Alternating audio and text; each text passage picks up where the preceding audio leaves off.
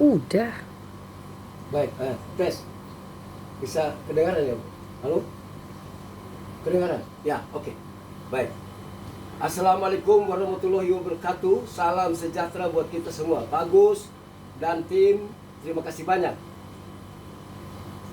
Setiap momentum penting di mana Pak Gus Soleh dengan agama cintanya tampil sebagai host, saya punya hati senang, sangat senang, dan malam hari ini masih tetap senang.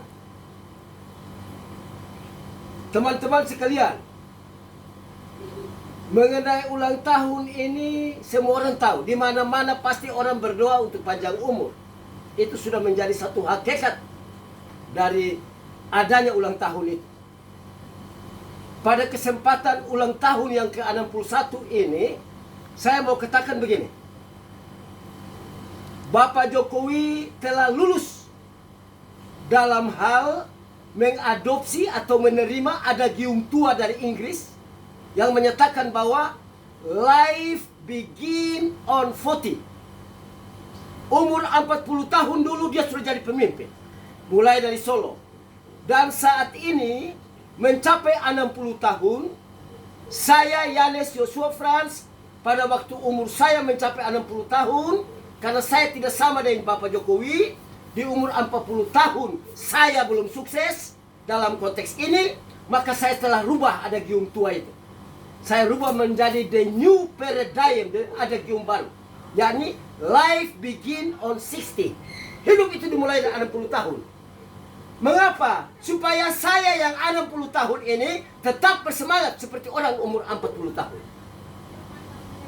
Nah, di usia yang 61 tahun ini, saya mau sampaikan hanya satu hal yang paling krusial yang ada di Republik ini, yakni bagaimana menuju umur yang ke-62. Doa saya adalah Bapak Jokowi dan jajarannya bisa menangkap mafia-mafia tanah itu. Ini sangat meresahkan.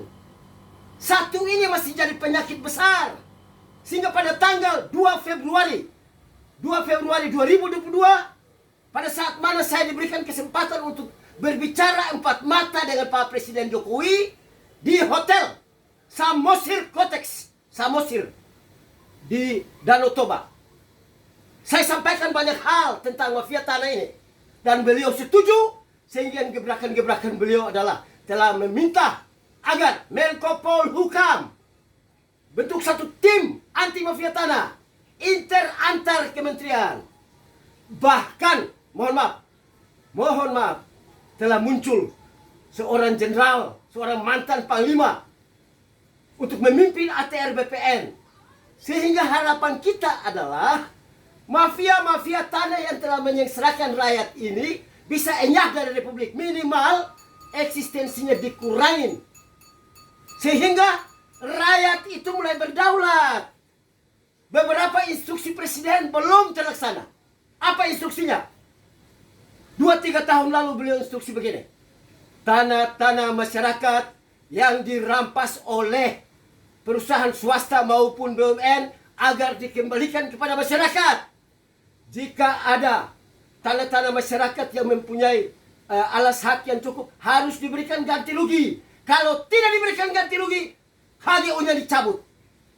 Saya sudah miliki jutaan hektar HGU di Indonesia ini yang dicabut oleh Kementerian Kehutanan. Di Kepulauan di Riau ada 360.000 hektar yang dicabut, dan itu bagus. Tinggal bagaimana caranya tanah-tanah yang sudah dicabut izinnya itu dikembalikan kepada masyarakat, sehingga misi atau visi besar Pak Jokowi untuk memperbanyak sertifikat kepada rakyat Indonesia bisa tercapai. Dalam hal ini, relawan juga harus proaktif. Dan saya sekali lagi sangat berterima kasih bahwa Pak Jokowi dalam banyak hal dia dengar masukan dari relawan.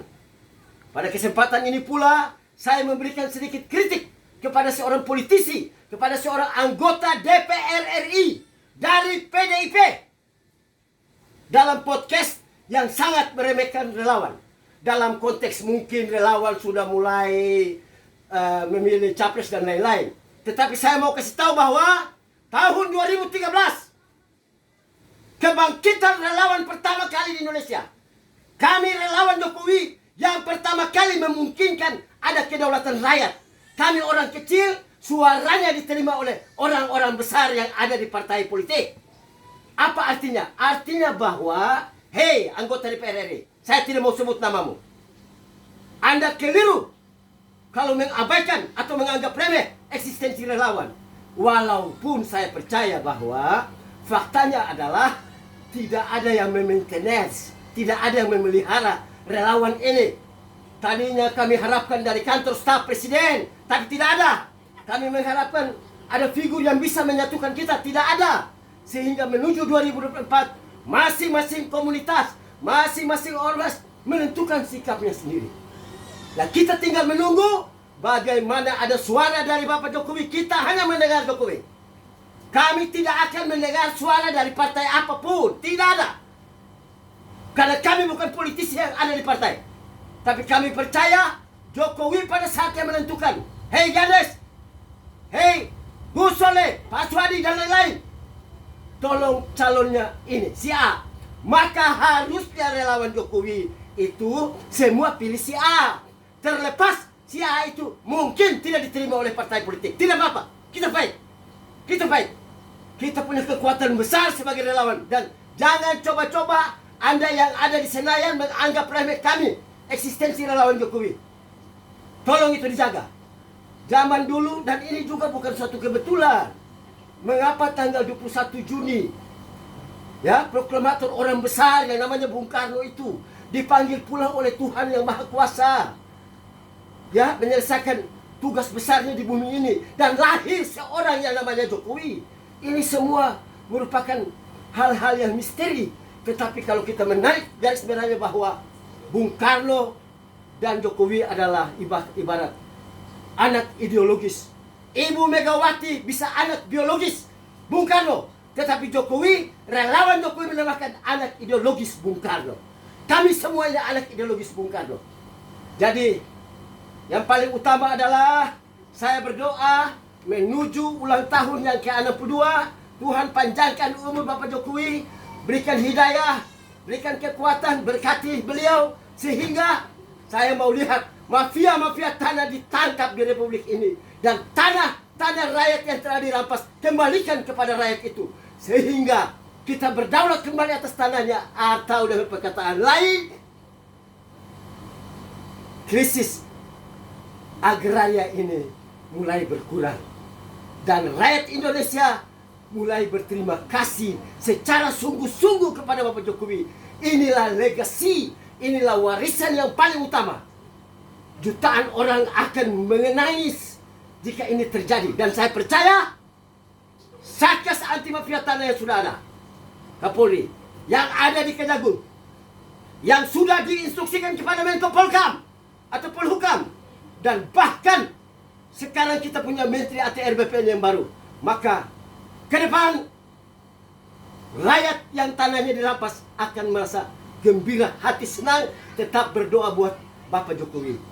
Demikian teman-teman yang bisa saya sampaikan, kurang lebih mohon dimaafkan. Terima kasih.